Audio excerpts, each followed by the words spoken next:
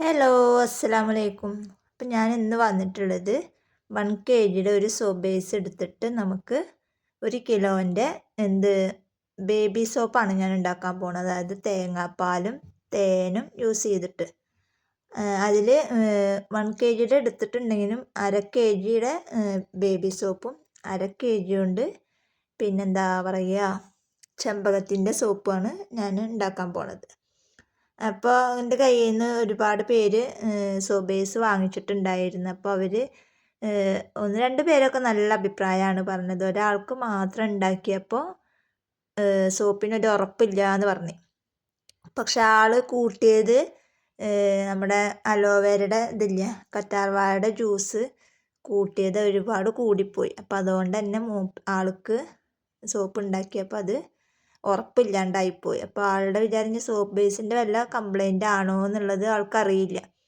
അപ്പോൾ എന്നോട് പറഞ്ഞ് ഇങ്ങനെ എന്താണ് സോപ്പിനൊരു ഉറപ്പില്ല, അപ്പോൾ എന്താണെന്ന് എനിക്കറിയില്ല, ഞാനൊക്കെ ശരിക്കാണ് കൂട്ടിയത് എന്നൊക്കെ പറഞ്ഞു. അപ്പോൾ ഞാൻ പറഞ്ഞു നിങ്ങൾ ജ്യൂസ് കൂടിയിട്ടുണ്ടാവും, ജ്യൂസ് കൂടിയാലാണ് എന്തെങ്കിലും കൂടിയാലാണ് നമ്മൾ സോപ്പിന് ഉറപ്പില്ലാതിരിക്കുക എന്നൊക്കെ ആളോട് പറഞ്ഞു. അപ്പോൾ ഞാൻ പറഞ്ഞൊരു വീഡിയോ ഞാൻ ഇട്ടിട്ട് കാണിച്ചു തരാമെന്നൊക്കെ പറഞ്ഞിട്ടുണ്ടായിരുന്നു. അപ്പം എൻ്റെ വീഡിയോ കാണാണ്ടായപ്പോൾ തന്നെ ആൾ വീണ്ടും ഒന്നുകൂടെ ട്രൈ ചെയ്ത് നോക്കി. എല്ലാതും ഞാൻ പറഞ്ഞ അളവിൽ എടുത്തിട്ട് നോക്കിയിട്ട് ഉണ്ടാക്കി നോക്കിയപ്പോൾ ആൾക്ക് സോപ്പ് സൂപ്പറായിട്ട് കിട്ടി. അപ്പോൾ സോപ്പിൻ്റെ കംപ്ലൈൻ്റ് അല്ല, സോപ്പ് ബേസിൻ്റെ കംപ്ലൈൻ്റ് അല്ല എന്നൊക്കെ പറഞ്ഞിട്ട് പിന്നെ ആൾ എനിക്ക് മെസ്സേജ് ഇട്ട്. അപ്പോൾ ആൾക്ക് വേണ്ടിയിട്ടാണ് ഞാൻ ഈ ഒരു വീഡിയോസ് ചെയ്യണത്. അതായത് 500 ഗ്രാമിൻ്റെ സോപ്പ് ബേസ് കൊണ്ട് ഞാനിപ്പോൾ ആദ്യം ഉണ്ടാക്കുന്നത് ബേബി സോപ്പാണ്. അതായത് നമ്മുടെ തേങ്ങാപ്പാലും ഹണിയും ഉപയോഗിച്ചിട്ടുള്ള ബേബി സോപ്പ് കുഞ്ഞുങ്ങൾക്കൊക്കെ നല്ലതാണ്. അപ്പോൾ അതെങ്ങനെ ഉണ്ടാക്കണം എന്നുള്ളത് ഞാൻ നിങ്ങൾക്ക് കാണിച്ചു തരാം. അപ്പോൾ ഞാൻ എടുത്തിട്ടുള്ളത് 500 ഗ്രാമിൻ്റെ സോപ്പ് ബേസാണ് ഞാൻ എടുത്തിട്ടുള്ളത്. അപ്പോൾ നമുക്കത് കംപ്ലീറ്റ് ആയിട്ട് കുഞ്ഞു കുഞ്ഞു പീസായിട്ട് കട്ട് ചെയ്തിട്ട് എടുക്കാം.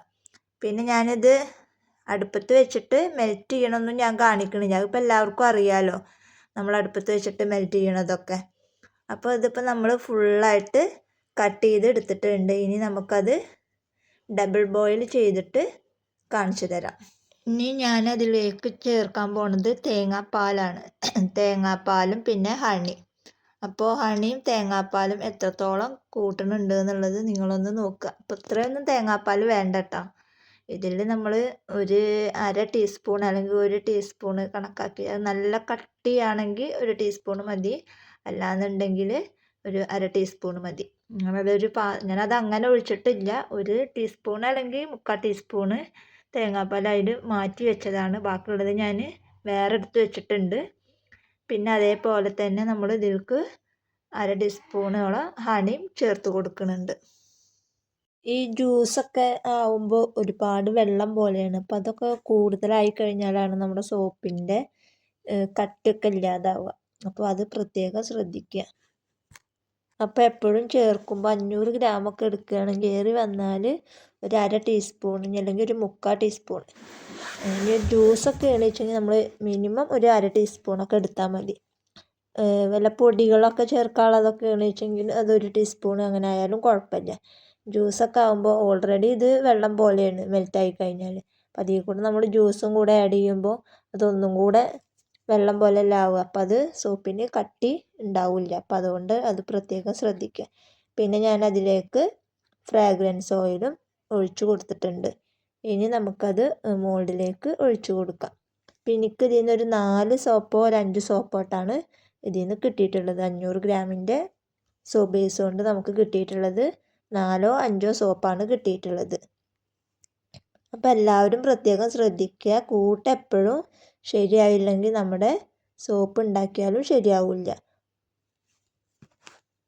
അപ്പോൾ എല്ലാവരും ട്രൈ ചെയ്ത് നോക്കുക. നമ്മുടെ കുട്ടികൾക്കൊക്കെ യൂസ്ഫുൾ ആയിട്ടുള്ളൊരു സോപ്പാണ് ഞാൻ ഉണ്ടാക്കിയിട്ടുള്ളത്, ഹണിയും തേങ്ങാപ്പാലും യൂസ് ചെയ്തിട്ട്.